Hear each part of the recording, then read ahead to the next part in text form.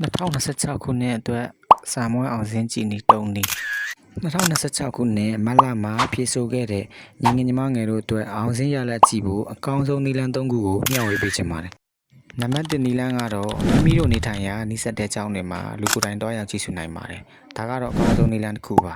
။နံပါတ်2နီလန်းကတော့အင်တာနက်လိုင်းအဆက်အသွယ်များရှိတဲ့ဒေတာတွေအတွက်နိုင်ငံတော်မှရေဒီယိုဓာတ်ရိုက်ထုတ်လွှင့်ပေးမှာဖြစ်ပါတယ်။အဲဒီကနေတဆင့်လဲအောင်စင်းရလက်ကိုနားထောင်နိုင်ပါတယ်။နံပါတ်3နီလန်းလေးကတော့အလွယ်ကူဆုံးနီလန်းလို့တောင်ပြောလို့ရပါတယ်။အဲ့ဒီနီလန်းကတော့မိမိဖုန်းကနေတဆင့်အလွယ်ကူဆုံးဓာတ်ရိုက်ဝင်ကြည့်ရှုလို့ရမယ်နီလန်းတစ်ခုပဲဖြစ်ပါတယ်။ဖုန်းကနေဘယ်လိုကြည့်ရမလဲဆိုတာတစ်ဆင့်ချင်းပြပေးပါမယ်။မိမိဖုန်းရဲ့ Google Server မှာမြန်မာ exam.org ဆိုပြီးရိုက်ပါပြီးရင် main menu ကိုနှိပ်ပါပြီးရင် exam result ကိုထပ်နှိပ်ပါ